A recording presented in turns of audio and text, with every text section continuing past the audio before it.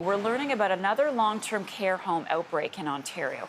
29 residents, 29, have died at Toronto's Kennedy Lodge long-term care home since the outbreak was declared last month. CP24's Brandon Gonez is standing by outside that care home in Toronto's East End. He's with me now. Good morning to you, Brandon. What is the latest with what is going on inside those walls of the building behind you? Yeah, thanks so much, Marcia. Good morning to you and to the viewers. It's another tragic story, and it's an incident that's unfolding once again. We know that during the first wave of this pandemic, long-term care homes like the one right behind me were the epicenter of this virus. And here we are in the second wave, and here in Ontario, this is all unfolding once again. I want to show you a live shot of this home. It's called Kennedy Lodge Long-Term Care Home. It's located in the east end of Toronto. It's a 289-bed facility. But here's the thing.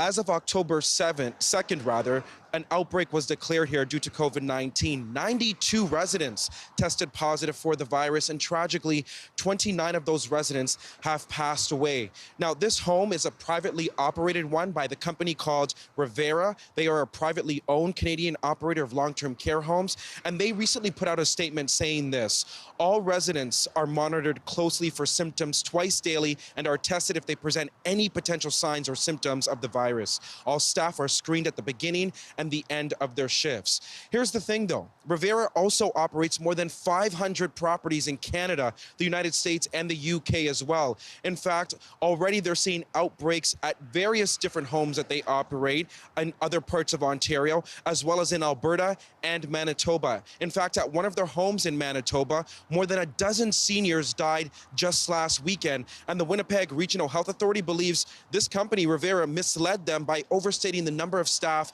they've had on a shift at any given time. In the meanwhile, I also want to let your viewers know that Revera is part of what is believed to be the largest COVID-19 related class action lawsuit in this country. They're now being sued by to the tune of $50 million.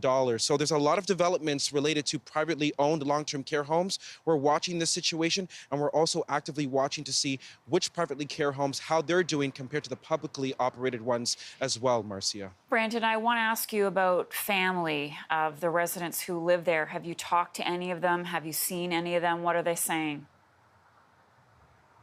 Well, it was just a couple of weeks ago that we started to see the case numbers rise in these long-term care homes, especially the privately operated ones. And I have been speaking with family members over the course of the past couple of weeks. Many of them have reached out to me, sharing their stories. A lot of them are disappointed in the lack of communication that they're receiving from these privately operated long-term care homes. They say that when they try to call in to check on the well-being of their loved ones, they say that they're not getting the responses. Sometimes they don't even know if their loved ones are in the same room of somebody who may have tested positive. However, companies like Revera are saying that they're separating patients who've tested positive from those who've not tested positive. However, for family members, of course, seeing things unfold during the first wave of this pandemic and seeing them re-unfold again during the second wave, it's triggering, and many of them are scared. Yeah, they must be sick with worry for their loved ones.